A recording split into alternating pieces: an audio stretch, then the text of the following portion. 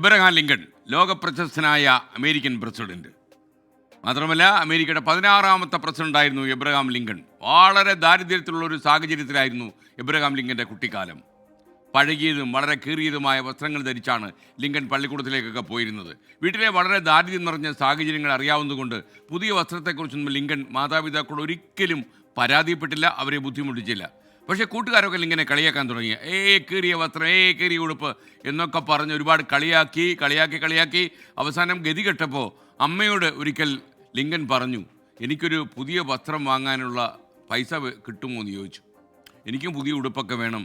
അപ്പോൾ അമ്മ പറഞ്ഞു, പുതിയ വസ്ത്രം വാങ്ങാനുള്ള പണമൊന്നും നമ്മുടെ കയ്യിലില്ല മോനെ. സാഹചര്യങ്ങളുമായി പൊരുത്തപ്പെട്ടു പോകാനാണ് നമ്മളെപ്പോഴും ശ്രമിക്കേണ്ടത്. ആത്മവിശ്വാസമാകണം നമ്മെപ്പോലെയുള്ളവരുടെ വസ്ത്രം. അമ്മ കോട്ട് ആൻഡ് അൺകോട്ട്, ആത്മവിശ്വാസമാകണം നമ്മെപ്പോലുള്ളവരുടെ വസ്ത്രം എന്നായിരുന്നു അമ്മ പറഞ്ഞ ഏറ്റവും വലിയ മറുപടി.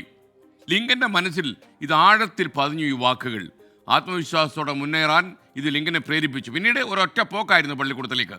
കീറി ഉടുപ്പൊക്കെ ഇട്ട് വളരെ ആത്മവിശ്വാസത്തോടെ ലിങ്കൻ പള്ളിക്കൂടത്തിൽ പോയി പഠിച്ചു.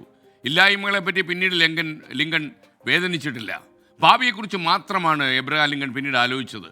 അവിടെ നിന്നുള്ള യാത്രയാണ് എബ്രഹാം ലിങ്കനെ അമേരിക്കൻ രാഷ്ട്രപതിയുടെ കസേരയിൽ വരെ എത്തിച്ചത്. ഇല്ലായ്മകളും കുറവുകളുമൊക്കെ എല്ലാവർക്കും ഉണ്ടാകും, നമുക്കറിയാം. അതിനെ എങ്ങനെ അതിജീവിക്കാമെന്നാണ് നാം നോക്കേണ്ടത്. മറ്റൊരാളോട് നമ്മളെ താരതമ്യം ചെയ്യാതിരിക്കുക, മനസ്സിൽ ആത്മവിശ്വാസം നിറയ്ക്കുക.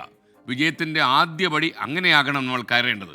നമ്മുടെ കുറവുകളും കുറ്റങ്ങളുമല്ല, നമ്മുടെ ആത്മവിശ്വാസമാണ് നമ്മുടെ ഉള്ളിൽ തീജ്വാല പോലെ പടരേണ്ടത്. ഇത്തരം ആത്മവിശ്വാസം നിങ്ങളെ വിജയത്തിൽ കൊണ്ട് എത്തിക്കും. അത്തരം വിജയകഥകൾ ലോകത്ത് ഇഷ്ടം പോലെയുണ്ട്. അതിൽ ഒരാളുടെ കഥയാണ് എബ്രഹാം ലിങ്കൻ്റേത്.